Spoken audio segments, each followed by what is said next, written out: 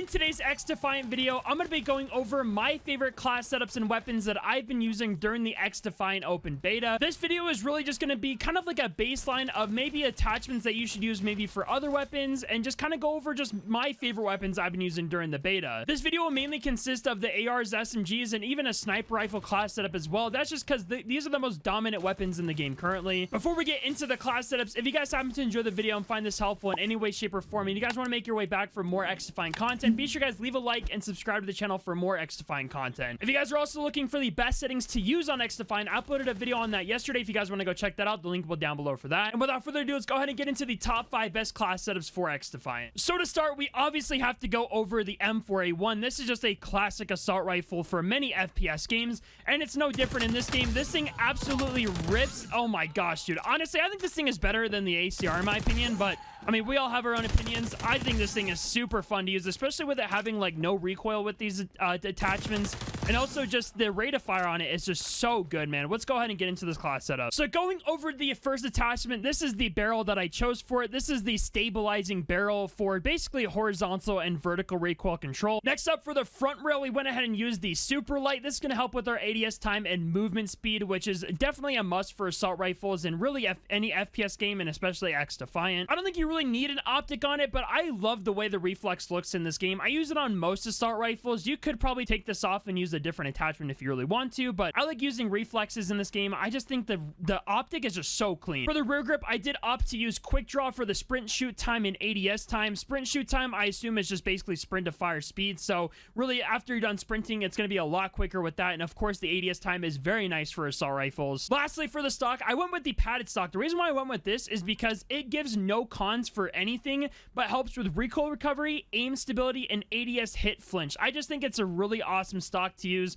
But that right there is the 5 attachments here, and then if you guys want more detailed stats on it here, there's some more detailed stats if you guys are into that also. The first SMG I want to go over is the MP7, and this thing actually rips. I think it's one of my favorite SMGs in the game currently. SMGs can get a little weak, you know, depending on the range that you're killing people at, so really this thing is meant for those close range maps like Arena and other smaller maps like that, but this thing absolutely rips. It is a fan favorite in other FPS games as well. Just a really nice, just very fast SMG to use. Let's go ahead and get into the class setup. Going over the first attachment, we ended up using the muzzle, the barrel extender for the short range and medium range increase. I tested this gun with and without the barrel, and there was a slight difference. You got a little bit less damage without having the barrel extender. However, if you are playing those smaller maps most of the time with this SMG, you probably could switch this out for like an optic or another attachment if you want to, but I did see a difference with it, so I threw on the barrel extender. For the front rail, I ended up using the super light grip yet again. I think this grip is really good across most weapons in the game currently,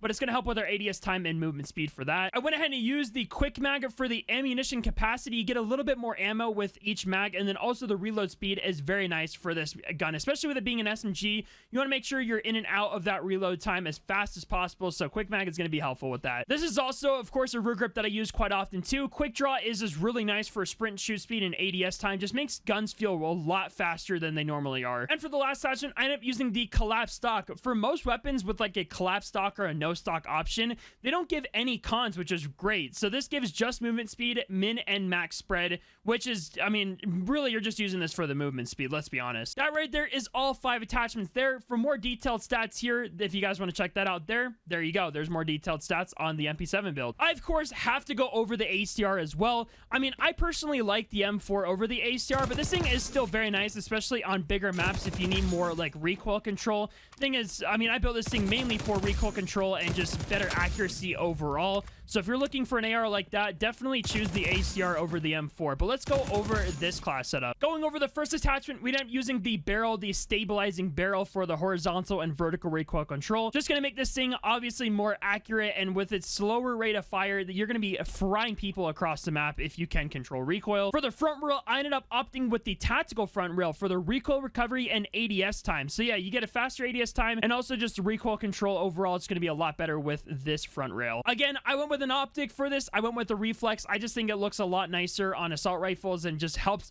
just with accuracy overall. For the rear grip, I ended up going with the heavy grip, mainly for the horizontal recoil control, because this thing has a decent amount of horizontal recoil when you're just not controlling the recoil, just shooting the gun. So I think the heavy grip is going to be helpful with that. And also ADS hit flinch is going to be increased or better for this heavy grip also. Lastly, for the stock, I was kind of playing around with a few different stocks. I was using the padded stock for a bit, which you can use for even more recoil control if you really wanted to. But I think the folded stock is also really nice too if you guys want a little bit more movement speed. If you want your gun to be a little bit slower but have more recoil, go with padded. If you want more movement speed, go with the folded stock, because it just gives movement speed pros and then the min-max spread pros also. There's all 5 attachments if you guys want that view, and then here's more detailed stats if you guys want that information also. Let's go ahead and get into the 4th weapon. Another classic weapon in other FPS games. This is the MP5A2, or just the MP5. This is a different kind of build. I know there's, you know, maybe some better SMGs in the game. I just like this just because the iron sights are very clean on it, and it's just really easy to control with recoil,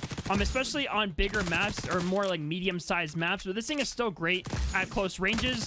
But yeah, this is the MP5. Let's go ahead and get into the class setup. First attachment I ended up going with is the lightweight suppressor. You could honestly change this up if you really wanted to. Maybe go with the muzzle booster if you want a faster rate of fire, so this thing can compete with maybe other SMGs. I went with this just to kind of change it up and give it that classic MP5 feel. For the barrel, I went with the stabilizing barrel for better horizontal and vertical recoil control. With SMGs, sometimes recoil can get a little crazy, so I wanted to try out the stabilizing barrel for this build. For the front rail, I ended up going with the pistol grip here for the sprint shoot time, min and max spread. It does hurt horizontal recoil, but I just use this mainly for the sprint shoot time, so you're just in and out after you're sprinting to shoot your weapon. I did opt to go with the magazine, the quick mag. You could change this up if you wanted to, throw in another attachment, maybe an optic if you really wanted to. Last and final attachment, I of course went with the folded stock. I just don't see any other reason to use any other stock. Maybe the padded stock if you want better recoil control, but I went with folded stock for that sweet movement speed. There's all 5 attachments. Here's more detailed stats if you guys want that information. Let's go ahead and get into the final weapon of this video. Last and final weapon I want to go over. I know most people like using snipers on FPS games, so I wanted to go over the best sniper, which is the TAC 50.